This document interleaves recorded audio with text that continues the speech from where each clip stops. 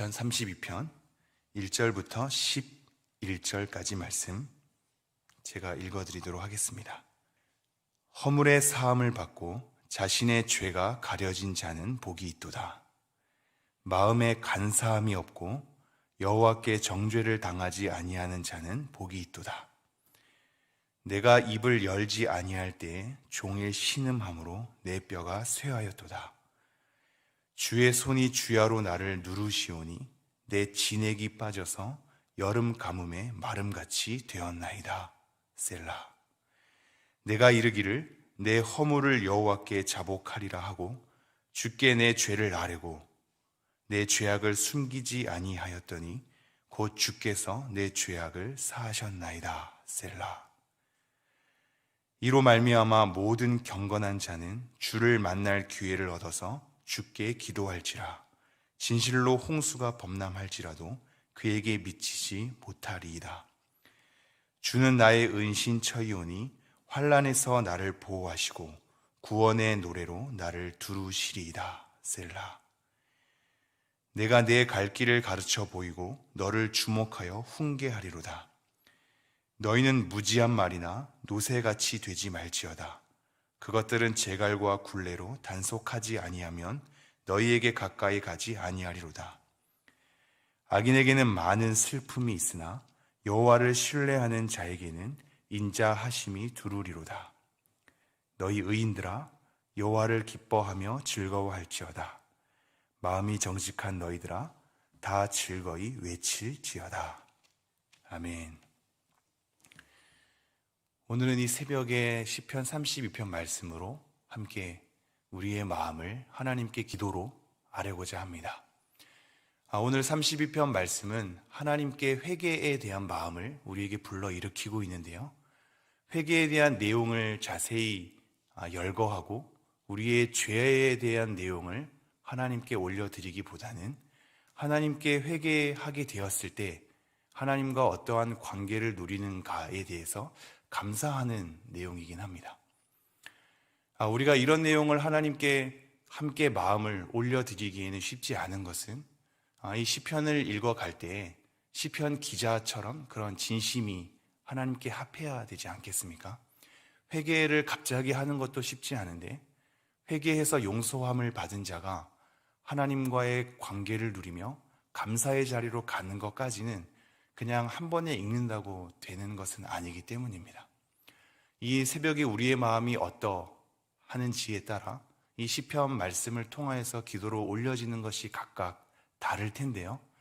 그럼에도 불구하고 우리가 시편 이 내용들을 통해서 하나님과 마주하는 것이 굉장히 중요한 이유는 우리의 마음이 어떠하든지 간에 우리의 상태가 어떠하든지 간에 우리의 상황이 어떠하든지 간에 다시 한번 이 시편의 내용으로 우리를 초대하고 있으며 이 시편 내용에 따라 하나님께 기도로 올려드릴 것에 대해서 촉구하고 있기 때문입니다. 즉 회개할 마음이 없음에도 불구하고 이 시편 내용으로 초청당하여 우리는 회개해보기도 하고 그렇게 회개하여서 죄사함을 얻은 자가 하나님과의 감사의 관계를 누리는 것으로 우리를 초대하고 있기 때문입니다. 그러므로 다시 한번 마음을 모을까요? 우리가 죄를 기억하지도 못하고 기억하지 못하기에 진심으로 아뢰지도 못하고 진심으로 아뢰지 않기에 죄사함을 받지도 못하는 굉장히 마음의 거리와 간격이 있는 상태이긴 하나 다시 한번 이 시편의 내용으로 들어가서 회개해 보기도 하고 그렇게 회개할 때 죄사함을 얻는 것에 대한 선언을 들어보기도 하고 그렇게 하나님께 오늘 하루 다시 한번 마음을 아뢰는 것으로 이 하루가 시작되었으면 좋겠습니다. 제가 32편 1절 2절 읽도록 하겠습니다. 허물의 사함을 받고 자신의 죄가 가려진 자는 복이 있도다. 마음에 간사함이 없고 여호와께 정죄를 당하지 아니하는 자는 복이 있도다. 먼저 시작 자체가 복이 있는 사람에 대해서 선언하고 있는데요. 우리의 허물의 사함을 받은 자, 그래서 죄가 가려진 자는 복이 있다라고 선언하고 있습니다. 마음의 간사함, 이 교활함이 없게 된 자, 그래서 여호와께 정죄를 당하지 아니하는 자, 이런 자는 복이 있다라고 선언합니다. 이러한 선언부터 나오는 이유는 지금 시편 기자는 이미 회개를 한 상태이기 때문입니다.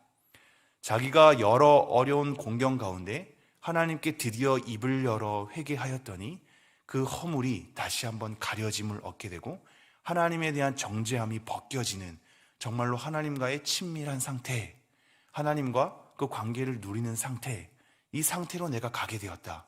이것이 너무 복된 상태이며 이러한 상태로 여러분을 초청한다 라는 것으로 포문을 열고 있는 것입니다. 3절입니다. 내가 입을 열지 아니할 때에 종일 신음함으로 내 뼈가 쇠하였도다. 사실상 죄를 회개하고 하나님께 올려드렸더니 그 죄를 사하심을 받은 은총에 대해서 이 기자가 하나님께 고백하고 있지만 그 기자는 처음부터 고백하지 않았던 것으로 보입니다. 입을 열지 아니한 겁니다. 회개하지 아니하고 자신의 죄에도 불구하고 침묵을 일관했던 겁니다. 그런데 그렇게 하나님께 그 시간을 보냈더니 어떤 상황이 되냐면 종일 신음함으로 내 뼈가 쇠하였도다 라고 고백하고 있습니다. 이러한 고백을 따라가는 것이 쉽진 않은데요. 왜냐하면 우리의 처지를 생각해 보면 우리는 죄를 쉽게 저지름에도 불구하고 회개하지 않을 때가 많고 회개하지 않았음에도 불구하고 우리는 신음하지 않을 때가 많기 때문입니다. 우리의 뼈가 쇠하다니요. 우리가 회개하지 않아서 우리의 뼈가 쇠하는 경험을 해본 적이 있는지요?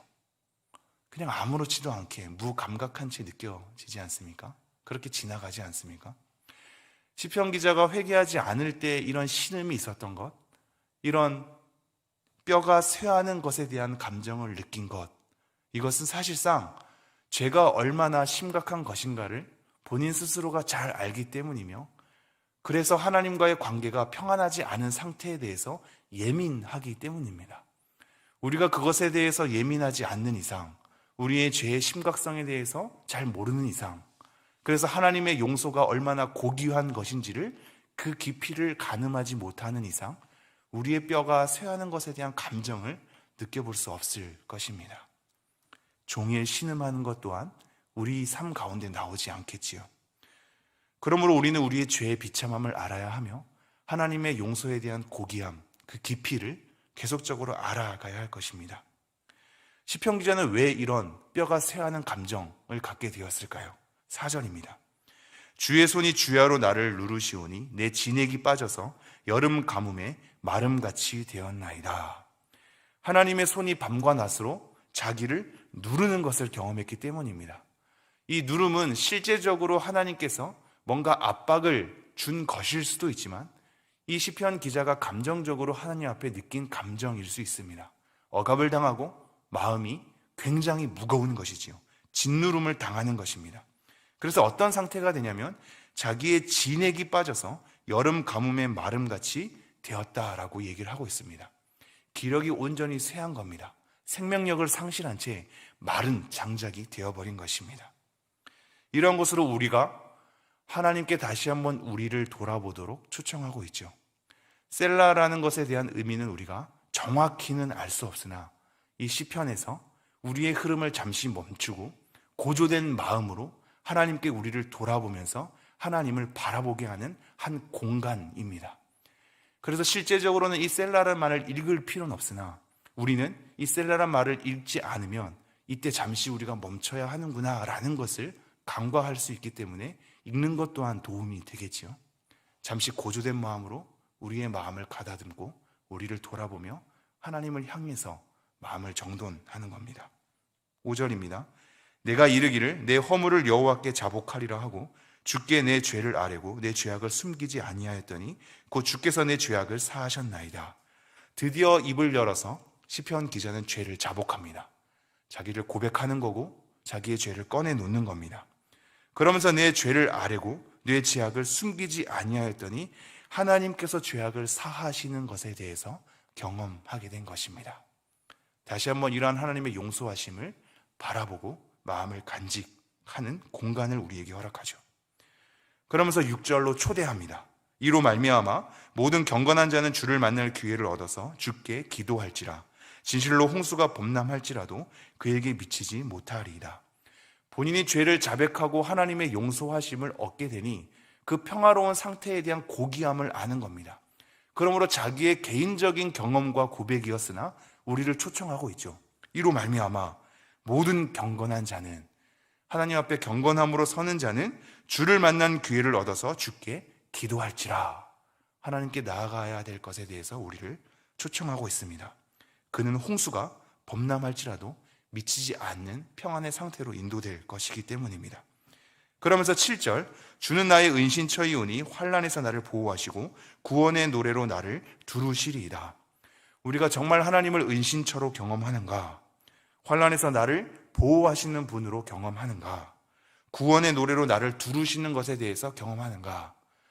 이것에 대한 진정한 고백은 허물에 대해서 가려짐을 입은 사람, 죄에 대한 자복과 고백을 통해서 용서하심을 입은 사람, 그래서 경건한 자로 하나님께 선 사람이 정말로 하나님은 나의 은신처이군요, 구원의 노래가 나를 두르고 있군요 라는 것을 알게 될 것이라고 얘기를 하는 겁니다. 8절, 내가 내 갈 길을 가르쳐 보이고 너를 주목하여 훈계하리로다. 다시 한번 우리를 촉구하죠. 우리의 갈 길을 가르친답니다. 우리를 훈계한답니다. 왜냐하면 9절, 너희는 무지한 말이나 노새같이 되지 말지어다. 동물을 얘기하는 거거든요. 깨닫지 못하는 말이나 노새, 이런 짐승들 같이 되지 않기를 원하기 때문에 너를 일러 교훈하고 있고 너의 길을 가르치고 있다.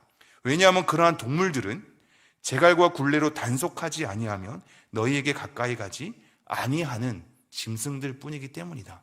단속하고 징계하고 억지로 끌어야 오는 동물들이 아니기 때문에 내 갈 길을 가르쳐 훈계한다. 다시 한번 회개함으로 돌아가자. 그럴 때 진정한 하나님의 은신처를 우리가 얻게 될 것이다. 구원의 노래가 우리를 두를 것이다 라고 초대합니다. 10절, 악인에게는 많은 슬픔이 있으나 여호와를 신뢰하는 자에게는 인자하심이 두루리로다.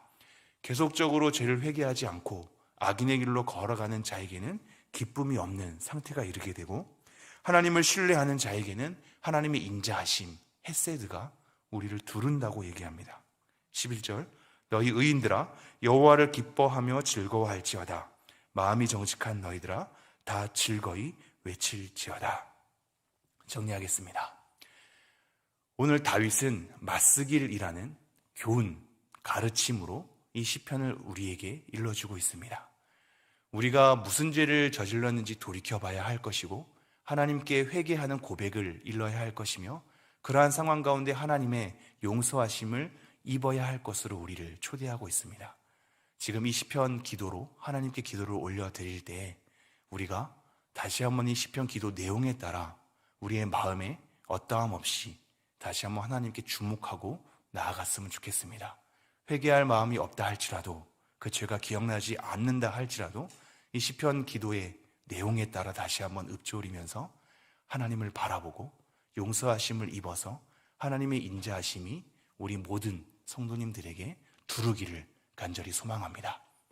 제가 기도하고 기도 이어갈 텐데요, 오늘도 나 자신의 신앙을 위해서 우리 교역자들, 담임 목사님, 그리고 모든 성도님들을 위해서 기도로 중보해 주시는 여러분 되기를 소망합니다. 제가 기도하겠습니다. 하나님, 오늘도 이렇게 다시 한번 말씀으로 하나님의 뜻을 알아갑니다. 아는 것이 삶으로 이어지지 않아서 우리가 고통스럽기도 하나, 다시 한번 우리의 양심을 일궈 주시고 다시 한번 우리의 죄를 고백하는 신앙이 되게 도와주셔서 하나님의 용서하심을 입어 이 하루를 경건하게 살아갈 수 있도록 은혜를 허락하여 주시옵소서. 이 모든 말씀 우리 주 예수 그리스도 이름으로 기도합니다. 아멘.